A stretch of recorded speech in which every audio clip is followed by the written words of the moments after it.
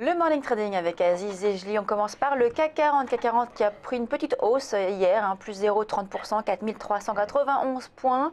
Le futur est mal orienté, ça veut dire qu'on pourrait peut-être rebaisser à nouveau? Oui, alors oui, Lucie, c'est vrai que je vous le disais hier déjà, et on le dit déjà depuis le début de la semaine, on est toujours dans cette phase où la pression baissière est omniprésente, où les vendeurs justement ont scruté le rebond d'hier pour plutôt se repositionner à la vente, renforcer leur position et renforcer les opérations plutôt baissières. On a vu hier justement le CAC qui a évolué dans le vert pendant une bonne partie de la séance, puisqu'on est monté assez haut justement, où on prenait en séance quasiment 1,5 voire 2%. Et il y a eu cette fameuse statistique des stocks pétroliers aux États-Unis qui sont ressortis. La statistique était plutôt bonne, elle a été mal accueillie parce que c'est plus les stocks de pétrole, d'essence qui sont ressortis aux alentours des 6 millions, justement bien au-dessus du consensus. Et ça a ramené cette pression justement à la fois sur le Brent qui est passé pour la première fois depuis 2004 hier sous les 30 dollars en séance, et également sur le marché action américain, puisque c'est de là que nous est venue la baisse cette nuit. La contagion s'est propagée, on a vu les marchés asiatiques continuer la baisse.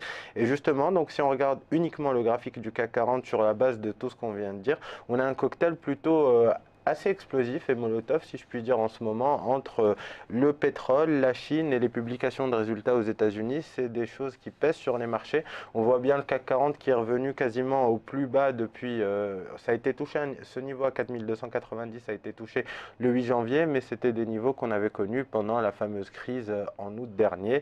Et effectivement, on voit bien que la pression baissière devrait se poursuivre. Alors en termes de timing, malheureusement, pour les auditeurs qui nous ont écoutés hier et qui ont pu profiter du rebond pour se positionner, il faut conserver les positions vendeuses parce qu'on a un potentiel qui devrait nous emmener aux alentours des 4225.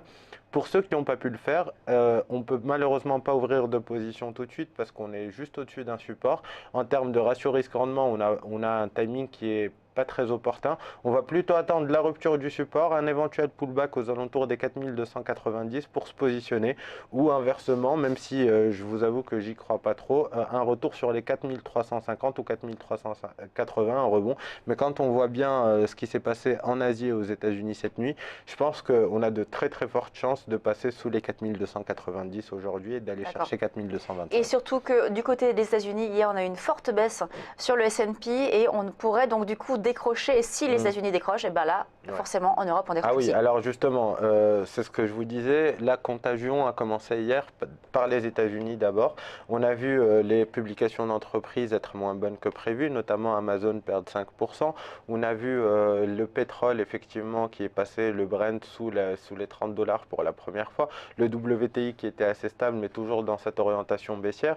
On a vu également, et je vous le disais sur le S&P, depuis l'enfoncement de ce seuil technique assez important aux alentours des 1994 points, souvenez-vous, je vous disais en début d'année que si on passait sous les 1994 points, on aurait cette pression vendeuse, on aurait justement un retour. Alors on n'est pas encore dans un marché baissier parce que pour cela il faudrait passer sous les 1867 points, mais on est passé sous les 1900, c'est le plus bas depuis quasiment le mois de septembre dernier. Sur retour sur les 1950 points hier, je vous disais que ça allait être un rebond technique et qu'il fallait se repositionner à la vente. Alors on l'a bien vu hier, le S&P reculé de plus de 2,5% pour les raisons que je vous ai citées en début de chronique. Et donc là, on se dirige naturellement vers les plus bas qu'on a connus en septembre et en août aux alentours des 1867 points. Et je pense effectivement que si on n'a pas de réaction, de présence des vendeurs sur ces seuils-là, on pourra rentrer dans un marché fortement baissier et on pourra avoir une correction supplémentaire de l'ordre de 10%. C'est pour ça que c'est important de conserver le seuil des 1867. On verra comment les investisseurs vont réagir à l'approche de ce seuil-là, mais l'orientation devrait rester baissière à l'instar de ce qui se passe depuis le début de l'année. De même sur le Nikkei? Exactement, alors les configurations sont assez similaires. Je vous parle depuis le début de la semaine de ces trois indices parce que justement on est dans une période où il y a de l'actualité, où chaque jour effectivement il y a de la volatilité.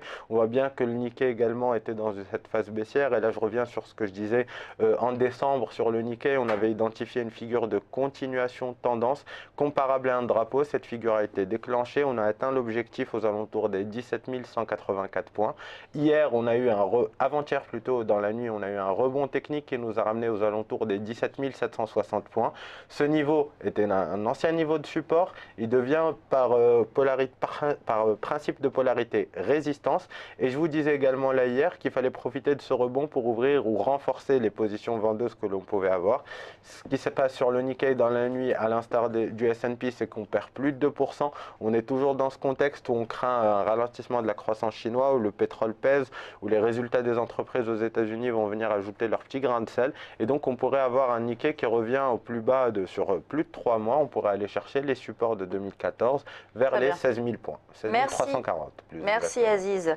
On marque une très courte pause. On se retrouve tout de suite. On rejoint Laurent Albi qui va nous parler de la recommandation de débat. À tout de suite.